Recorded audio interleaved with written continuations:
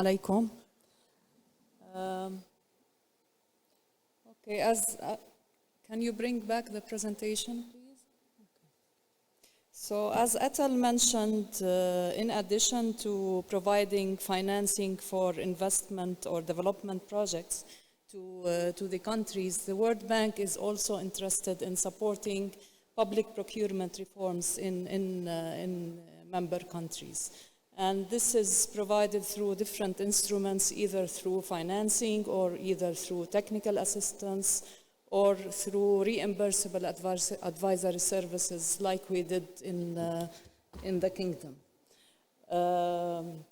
In a recent report issued by the bank in January 2022 that took stock of the developments in public procurement over the last few years, the World Bank estimated that the value of public contracts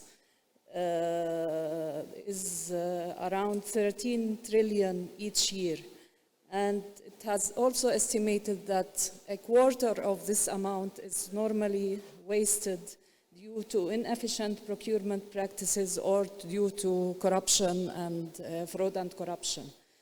So the bank is of the view that halting this waste will free at least $1 trillion to be invested in a path towards green, resilient, and inclusive development. So, what are the objectives of public procurement reforms supported by the bank? Really, the objectives are to create a system that is resilient to corruption among different objectives, but also to provide improved quality of and service delivery to the citizens. This is really the primary objective of such procurement reforms. Also, the rationalization of procurement processes through transactional efficiency and more use of technology in the processing of procurement. Another objective is empowering the strategic development role of public procurement. So public procurement is no longer a transactional function, and it is a tool for any government or any country to achieve its development objectives, whether social, economic, or environmental aspects. Also, a key objective is the enhanced transparency and accountability, which is really related to the theme of this conference. And this is achieved through different aspects, including the requirement of recording and access to information on procurement, and then the setting the ethics and conduct standards for public and for private sector, and of course the procedures for review of complaints. Improved governance of procurement systems is also another objective of procurement reforms supported by the bank, and this is achieved through a 360-degree approach to public procurement, and then the need for having an independent policy and oversight function as part of the public procurement system, and the requirement of open government and open contracting standards. Professionalization of the public procurement is a very important and key dimension of procurement reforms, and I have heard several of the speakers in the first session alluding to the importance of the role of the government officials working in procurement in mitigating and also reporting any misconduct by the private sector or within the government. So the professionalization of public procurement aims to create a professional cadre of staff working in procurement and transforming procurement from a part-time job to a full-time job that is implemented by qualified procurement officers with training and with certification. So the key principles of public procurement reforms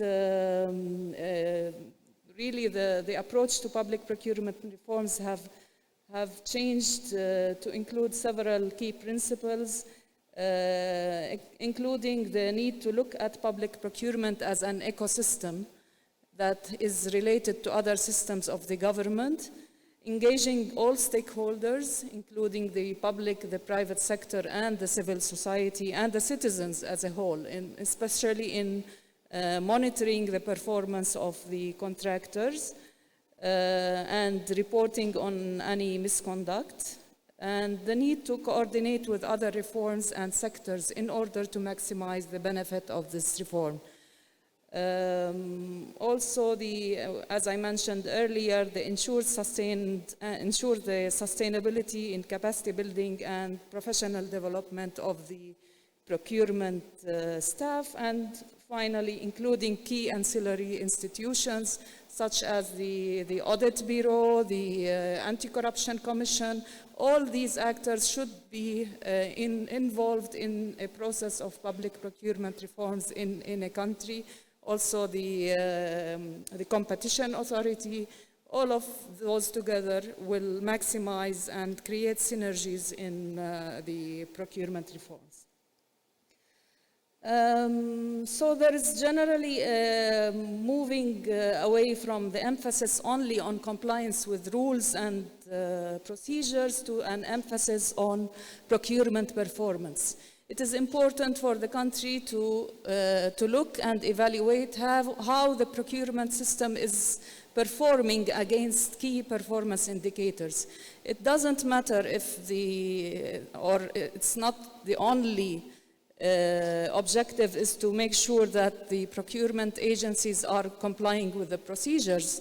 We should ask ourselves whether they have achieved the objectives, how they are performing on the indicators in terms of service delivery and results.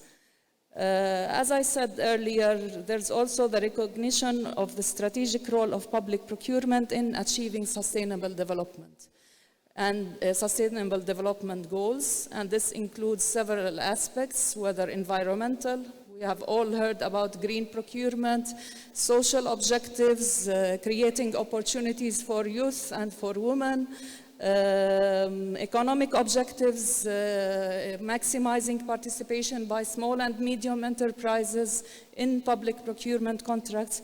So there is a shift in the role of public procurement from a transactional system to a strategic tool for the achievement of the government objectives.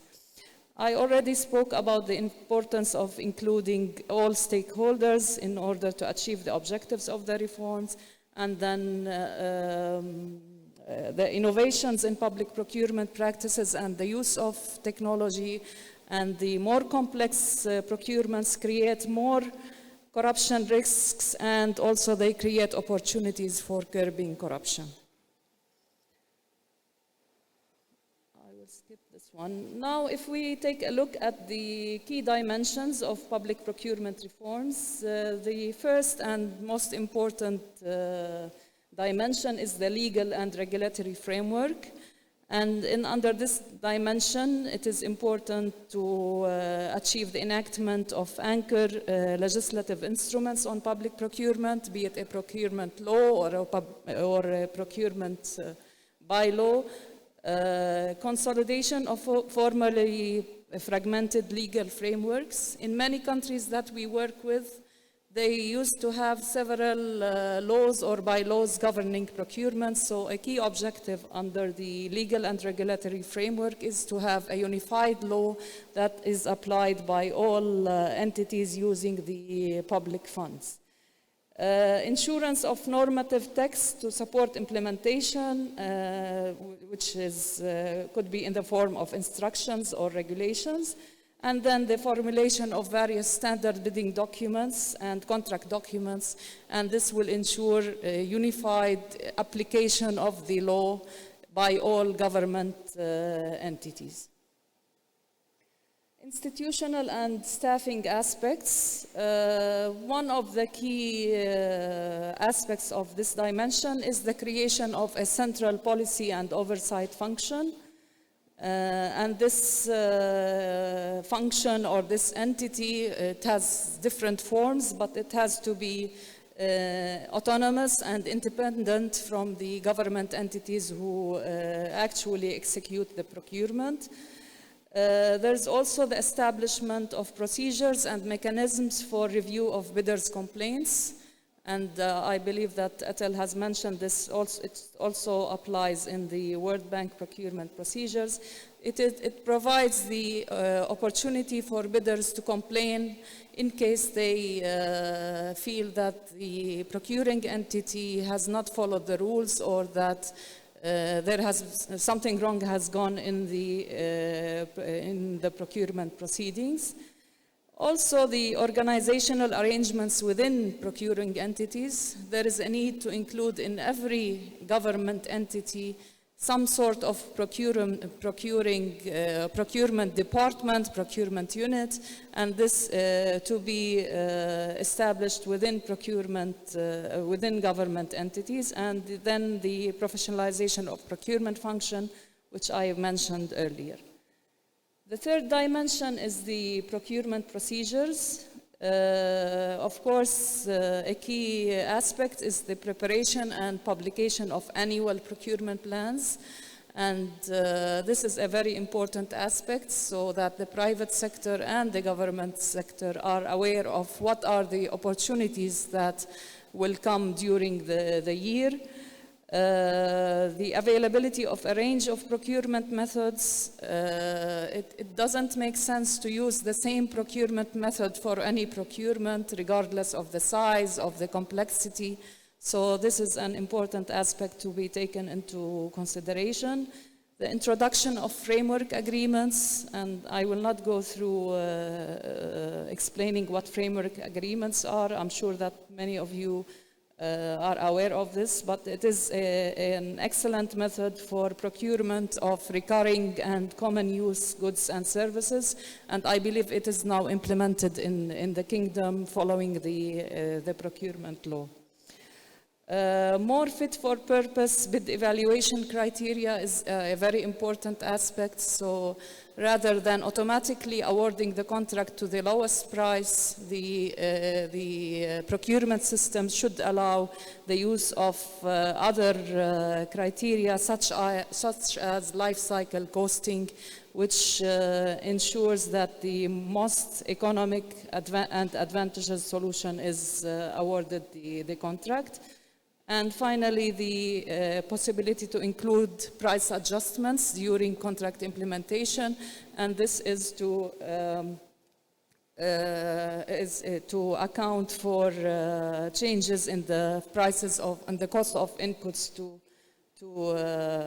materials and labor required for the contract. I am told that the time is up, but I will cover this slide only, which is a very important aspect of procurement reforms, which is digitalization, the use of e-procurement.